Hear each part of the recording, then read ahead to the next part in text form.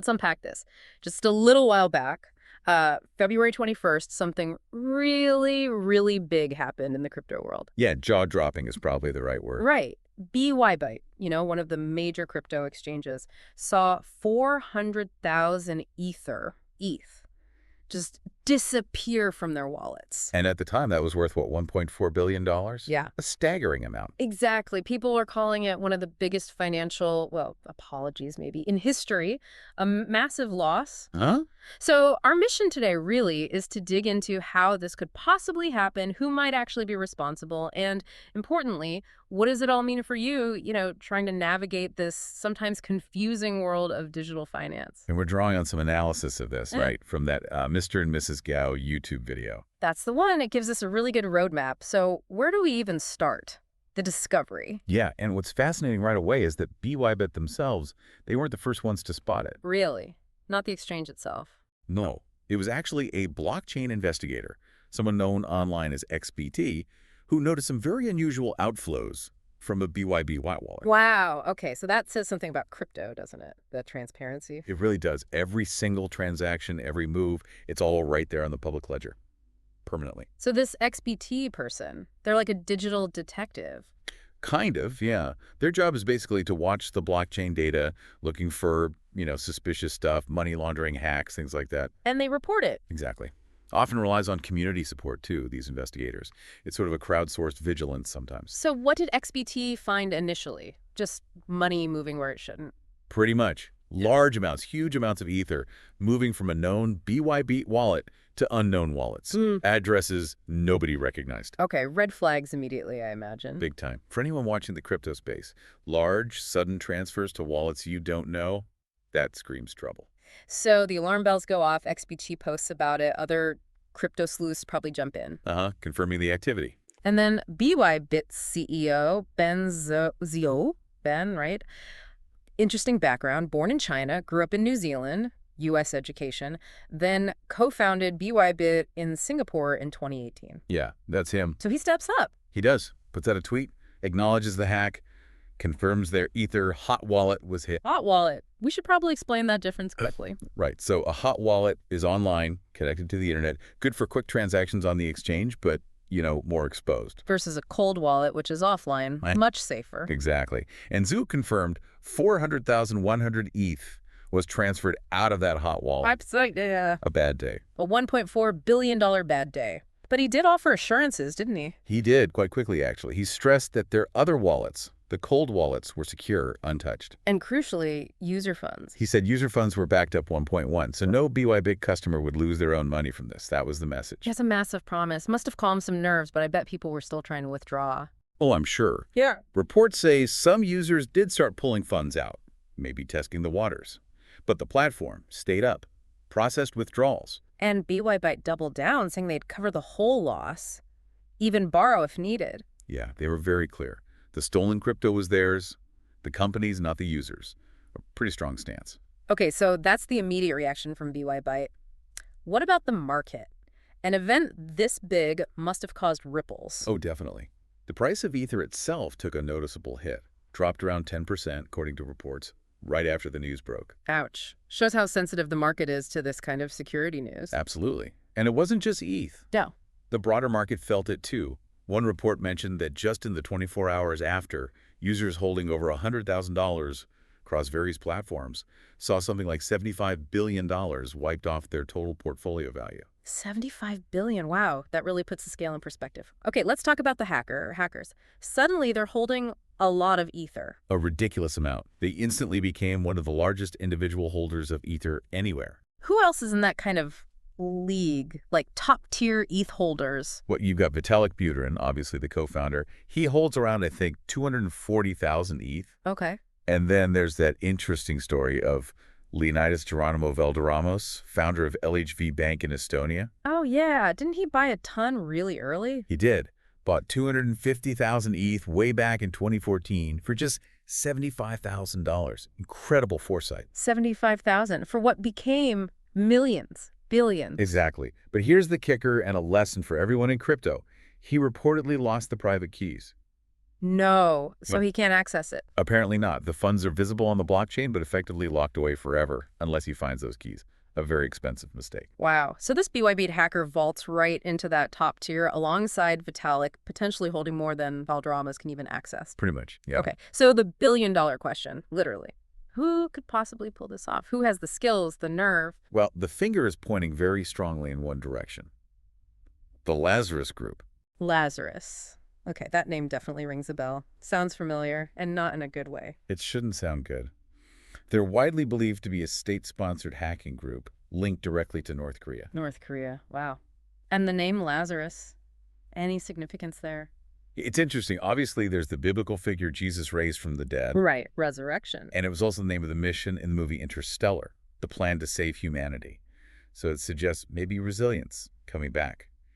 The source video we looked at suggests the name implies their immortality. It just keep coming back. An immortal hacking group. Great. So how did this supposedly immortal group crack what BYBAT said was secure their cold storage, the multi-signature stuff? Right. So let's break that down. Cold wallets, as we said, are offline, much harder to hack remotely. Uh-huh. And multi-signature, or multi-sig, means you need more than one key to approve a transaction, like needing multiple people to tune keys in a missile silo, sort of. Okay, sounds secure. BYBIT used 3 signatures, right? That's right. 3 separate private keys needed. So one compromised person shouldn't be enough. So how? Did Lazarus just magically get all 3 keys? Some super exploit. The leading theory isn't actually about breaking the crypto itself. It's classic, old-school social engineering. The human factor. Always the weakest link, they say. Often, yeah. No. The idea is they didn't crack the keys directly, but they compromised the computer, the environment, of at least one of the people who held a signing key. So they tricked someone with a key into approving the transaction. That's the most likely scenario. Imagine the person is doing a routine transfer, maybe moving funds from the secure cold wallet to the less secure hot wallet for operational needs. Standard procedure. Probably happens often. Exactly. But the hackers might have gotten malware onto their machine that displayed a fake interface. Like a fake screen. Yeah. It looks like they're sending ETH to the normal internal BYBIT address. Yeah. Shows the right amount. Everything looks legit on the screen.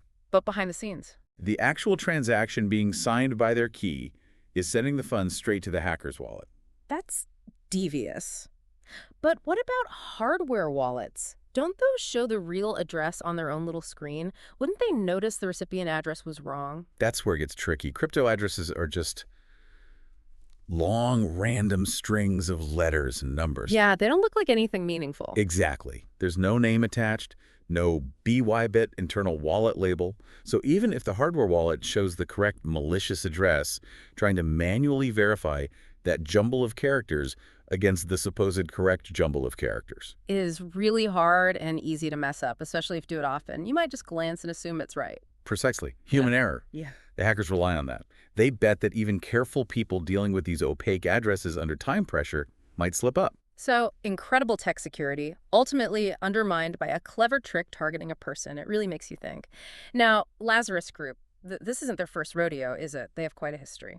Oh, absolutely. A long and notorious one. They've been around for, well, over a decade. Started around 2007, initially focused on cyber attacks against South Korea. Operation Troy, it was called. What kind of attacks back then? Mostly simpler stuff, like DDoS attacks, distributed denial of service. Basically flooding South Korean servers with traffic to knock them offline. More disruptive than sophisticated theft. Okay, so nuisance attacks first. How did they level up to billion-dollar crypto heists? The big turning point, internationally anyway, was probably the Sony Pictures hack in 2014. Right. The Interview movie, I remember that. Exactly. The satirical film about assassinating the North Korean leader, Lazarus, presumably acting for the regime, hit Sony hard. How'd they get in that time? Again, social engineering. Tricked employees into downloading malware. Then they stole a ton of data, unreleased movies, salaries, emails, the works. Caused a massive scandal. Yeah, Sony even pulled the movie initially, didn't they? That was a huge escalation. Political motivation, clearly. Definitely. And it had real consequences. Big financial losses for Sony, huge reputational damage. The U.S. government officially blamed North Korea, imposed sanctions. Does that really put them on the map? It did. And since then, their activities seem to have split. Some focused still on espionage, political stuff, but a big part shifted to financial cybercrime. Pure profit motive, it seems. And judging by BYB, they're getting terrifyingly good at the financial side. What else is on their resume? It's quite a list. Back in 2015, they were linked to stealing $12 million from a bank in Bangladesh, Austral Bank, and another million from Tien Phong Bank in Vietnam. Okay. Then 2016 was a big year, the massive $81 million heist from the Central Bank of Bangladesh using fraudulent SWIFT messages. 81 million from a central bank. Wow. Yeah. And also in 2016, they used a watering hole attack against Poland's financial regulator. Watering hole, what's that? It's where you compromise a website that you know your targets visit frequently. You infect that site, and then anyone from your target group who visits it gets infected. Clever. Indirect. Very. That Polish attack apparently hit 104 banks in 31 countries. They cast a wide net. And they started hitting crypto exchanges too. Increasingly, yes. In 2017, they hit the South Korean exchange BYBIT, twice April and December. Drove them into bankruptcy. Ouch. 2018, $13.5 million from Banco de Chile, hitting their SWIFT system and ATMs. And more recently, the focus on crypto has intensified. Like the Axie Infinity hack, that was huge too. Huge. 2022, Axie Infinity, the blockchain game, runs on its own sidechain, the Ronin network. They have bridges to move assets to other chains like Ethereum. Right, to trade or cash out. The Ronin bridge was secured by validator nodes. Needed 5 out of 9 nodes to approve transfers. Lazarus managed to compromise the keys for 5 of those nodes. No, same old story. It looks like it. Social engineering targeting the people controlling those keys. And what's really worrying there is the hack wasn't even discovered for 6 days. 6 days. They had nearly a week to move $620 million worth of crypto. Pretty much, yeah. A massive delay in detection. And it just keeps going. Wasn't there a big Japanese exchange hack just recently? DMM Bitcoin? Yes. End of May this year, DMM Bitcoin lost around $300 million in Bitcoin. Looks like it might cripple them. And Lazarus again? How'd they do it this time? The suspected method. Targeting a DMM tech lead on LinkedIn. LinkedIn? Seriously? Apparently.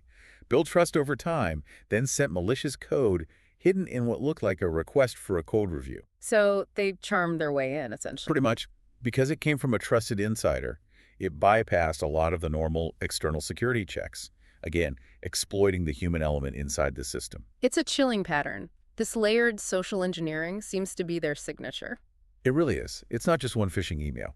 It's often complex scenarios, maybe multiple fake personas, targeting work, personal life, building rapport over time.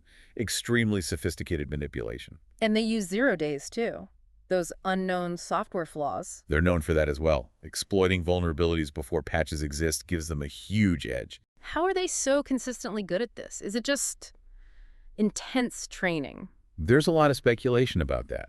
That North Korea identifies talented kids young, puts them through rigorous focused training in cyber warfare, hacking, espionage, like a state-sponsored hacker academy. That could explain the skill level. It makes it tough for law enforcement, too, I imagine. Absolutely. Even well-resourced police forces often struggle to match the technical expertise and resources of a group like Lazarus, especially when they have state backing. And they cover their tracks well. Extremely well. Our source mentioned they use smoke and mirrors during attacks to confuse defenders about what's really being targeted, and then flashbangs on the way out, digital decoys or disruptions to make tracking them harder. So shadowy, skill, state-backed, and good at hiding. How big even is this group? Do we know? We really don't. The true size, structure, how they operate internally, it's mostly guesswork based on their activities. Makes them even harder to counter. They sound like a nightmare, especially for the crypto world. But Wow. are we sure it was Lazarus behind BYBIT? Is it definite? Look, attribution in cyberspace is always tricky. Nothing is ever 100% certain unless they, announce it themselves. Which they won't. Exactly. But the tactics used in the BYBP hack, the likely social engineering, targeting multi-sig, the scale, the way funds were moved afterwards, it all fits the Lazarus playbook very, very closely. But there could be other explanations. Technically, yes. It could theoretically be a highly sophisticated insider job, or maybe another state actor or a different criminal group mimicking Lazarus tactics. But Occam's razor, Lazarus seems the most probable culprit based on the evidence. Okay. So this BYB hack, $1.4 billion. How does that stack up historically? Is it the biggest ever? It's potentially the largest cryptocurrency theft ever recorded. For comparison, the source video brought up the previous contender for biggest heist, which wasn't digital at all. Oh, yeah. What was that? 2003, right before the U.S. invasion of Iraq. Saddam Hussein's son, Qasem, apparently walked into the Central Bank of Iraq with a note and took about $1 billion in physical U.S. dollars. $1 billion.